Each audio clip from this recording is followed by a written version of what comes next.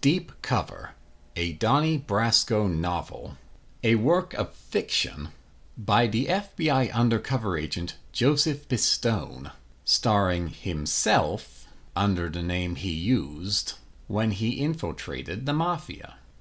This is a thing. Pistone had gone undercover in 1976 in what was intended to be an operation to disrupt the fences of Mafia truck hijackings. Ultimately, he was able to connect with members of the Mafia itself, and spent 6 years posing as Donnie Brasco, almost getting himself inducted into New York's Bonanno family before his assignment was ended. His infiltration of the Bonanno family was the subject of his first book, 1988's Donnie Brasco, My Undercover Life in the Mafia, which was adapted into the 1997 film Donnie Brasco, and 2 years after the movie came the publication of Donnie Brasco Deep Cover. It was not a continuation of the history of Pistone's career, nor did it continue the story as reinterpreted by Hollywood. It was an original crime story with Pistone, under his old alias, as the protagonist. Essentially, Joseph Pistone, one of the most famous and accomplished agents in the FBI's history, wrote a self-insert fanfiction. The only reference I could dig up on the writing process of Deep Cover came at the end of a 1998 Buffalo News article, which described the book with much the same premise as the final product, but following, quote-unquote, the fictitious efforts of officers who infiltrate a crime family. At some point, however, the novel became centered on Brasco alone. It could be that Pistone simply decided to capitalize on the success of the 1997 film by changing the focus, but that's pure speculation on my part. Going into the book, I was expecting at least that Pistone would incorporate aspects of the persona he created for his mob alter ego, Donnie Brasco, for the fictional character of the same name. But ultimately I saw very little of this. Brasco shares the history of the author, down to his real name being Joseph Pistone, and being the subject of a hit movie. The main difference is that Brasco remains an eager undercover operative, long after Pistone himself had retired. And while Donnie Brasco Unfinished Business, the non-fiction follow-up to his first book, includes stories of later undercover work before he retired in 1996, if anything, Pistone was winding down from this with short-term assignments. One of Pistone's main FBI contacts during his Mafia infiltration, Jules Bonavolonta, also appears in the book, under a different surname, as his immediate supervisor. Benjamin Lefty Ruggiero, Pistone's Mafia mentor during his time with the Bonannos, is himself name-dropped with no changes. It's through Ruggiero that another difference between Pistone and Brasco comes through. Much like his movie counterpart, Brasco sympathizes, somewhat, with Ruggiero and is distraught when he receives the news that Lefty, who died of cancer in real life, has been murdered in prison. This is one of 2 liberties the film made that Pistone takes issue with in Unfinished Business. While Pistone wasn't happy to hear that mobsters who enabled his infiltration were murdered as punishment, he couldn't really sympathize with them on a personal level, particularly as he knew they would have killed him had they realized who he really was. It's an attitude put most succinctly in the final chapter of his first book, after the body of his would-be sponsor for Mafia membership, Dominic Sonny Black Napolitano, was unearthed a year after his murder. I was sorry it was Sonny. I was glad it wasn't me.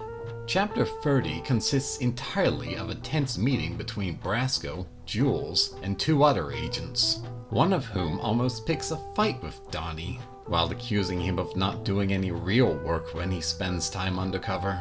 The chapter does nothing to advance the story, but if you've read Unfinished Business, it's clear this is Pistone's way of venting about an overbearing field office chief he worked with after Operation Donnie Brasco ended, one who held undercover agents in supreme contempt and ultimately drove Pistone to leave the Bureau for several years. Finally, while Joe Pistone's marriage was strained but ultimately survived the years of separation his mafia infiltration brought, Donnie Brasco's continued undercover work has left him all but divorced, which is convenient for the purposes of the story. The book starts with a failed attempt on Brasco's life, before moving on to the main story of his going to Florida to touch base with another undercover, Agent Dunn, which is complicated when he finds her murdered under cover of a hurricane. Florida is the logical choice for a setting outside New York.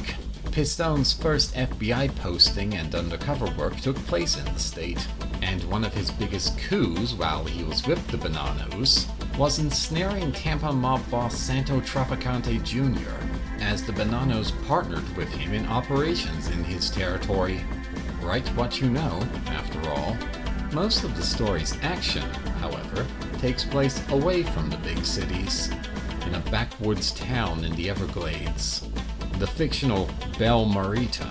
Donnie arrives in the town to investigate a lead on the dead agent's laptop, under the guise of an EPA field agent, and the immediate distrust of locals towards this unassuming federal government employee struck me as more stereotypical than authentic, though as the story plays out, the reason for some of the hostility is made clear. As Brasco's investigation gets underway, the title of Deep Cover proves to be somewhat misleading. Both in his initial investigation of the murdered FBI agent and in Belle Marita, he's working undercover, but at no point does he come close to infiltrating the vague conspiracy, which is only hastily pieced together in the book's final chapters. Instead, Brasco spends a disproportionate amount of time with the widows of two men who have died suspicious deaths, ultimately linked to the conspiracy. Both are treated as potential love interests. The biggest flaw in the book, however, is that Brasco himself ends up doing very little to piece together the conspiracy. He makes haphazard surveillance attempts in Belle Marita and springs into action to shut the conspirators down in the final chapters, but most of the investigation is done off-screen, so to speak, by other FBI agents, with Donnie, and by extension the reader, only being filled in during conversations. This issue becomes impossible to ignore in Chapter 43, when Donnie is told a hitherto unmentioned Agent Tinker was wounded in a shootout with an assassin who'd taken a shot at one of the novel's love interests. This was the part when I started wondering if Pistone had ever heard of one of the basic rules of writing: show, don't tell. Among the other FBI agents in the story are the computer whiz Lily Maloney, who has the unenviable assignment of posing as the replacement for Agent Dunn in the latter's role as a journalist, the cover that got her killed, and one known only as Blondie, who's on the trail of a Russian hitman who's picked up the American Mafia's contract on Brasco. Both have a story with potential to match the book's star, but ultimately, the book remains limited to Donnie Brasco's POV. In short, the plot described to the Buffalo News of the efforts of a full squad of agents is what Deep Cover should have been. That's not to say the book's all bad. Pistone wrote the fictional Donnie Brasco as capable, but not unconvincingly invincible, and his descriptive imagery is fairly solid. If any of this interests you, there is good news. Pistone wrote another 2 Donnie Brasco novels immediately after Deep Cover, 2000's Mobbed Up, and 2001's Snake Eyes. A 4th, Capital White, came out as late as 2019, albeit only in audiobook form. The story of Deep Cover, however, failed to hold my interest. What I found most intriguing about the book is simply that it exists.